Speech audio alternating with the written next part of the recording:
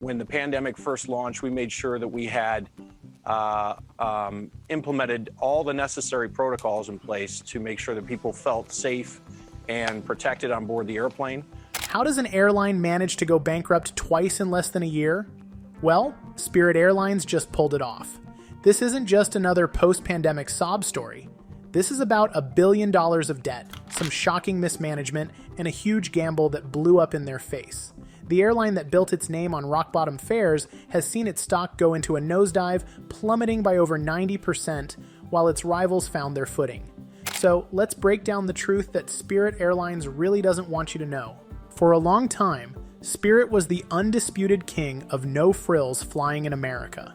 They perfected the ultra-low-cost model, which basically means they unbundled every single part of the flying experience. Want to choose your seat? That's extra. A carry-on bag, pay up, a bottle of water, open your wallet. The strategy was harsh, but man, did it work. Spirit became the go-to for anyone looking for a cheap flight, luring them in with fares that seemed almost too good to be true.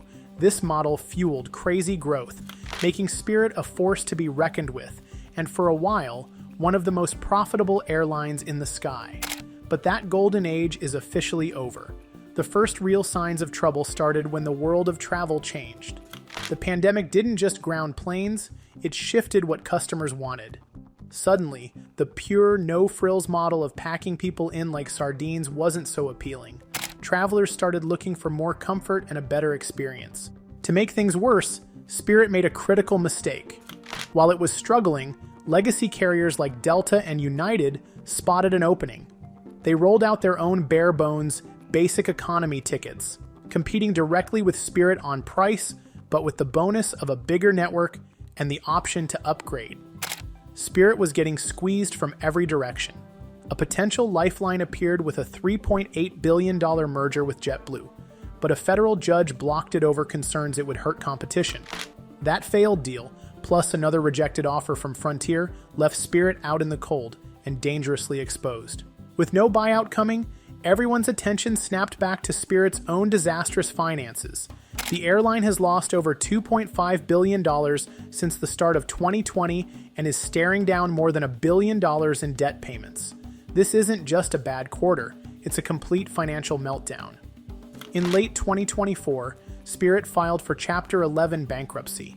It managed to emerge in early 2025, but the relief didn't last. By August 2025, the airline was forced to file for bankruptcy a second time, admitting the first attempt just didn't fix its deep-seated problems. On top of all that, a crippling operational crisis hit. A defect in their Pratt & Whitney engines forced Spirit to ground a huge part of its Airbus fleet. With fewer planes in the air, revenue dried up, forcing the airline to furlough pilots and slash routes just to stop the bleeding. They got some compensation from the engine manufacturer, but it was like putting a Band-Aid on a gaping wound. If you're getting some value from this breakdown of Spirit's collapse, do us a solid and hit that like button and subscribe. It really helps us keep making deep dives like this one. So, what's the real story here? The bankruptcies weren't some sudden event. They were the inevitable end for a flawed business model that crashed headfirst into a new reality. Spirit's entire game plan relied on flying huge numbers of people who were willing to give up everything for a cheap ticket. But with labor and fuel costs soaring, that model just wasn't sustainable anymore.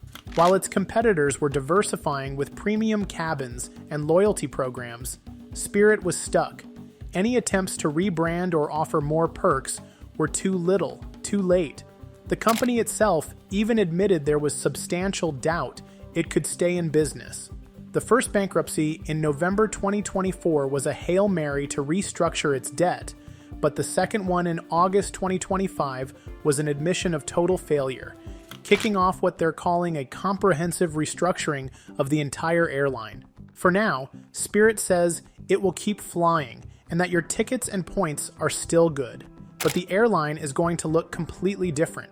The plan is to shrink its fleet, redraw its entire route map to focus only on the most profitable flights, and even pull out of some cities entirely. This is a fight for survival. The company also faces being delisted from the stock exchange, which would be the final humiliation for a once mighty carrier.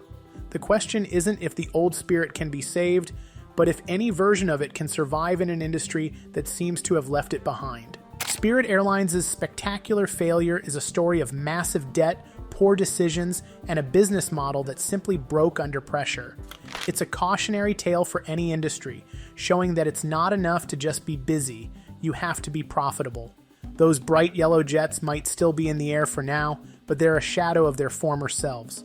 A stark reminder of how fast a giant of the skies can be brought crashing back down to earth.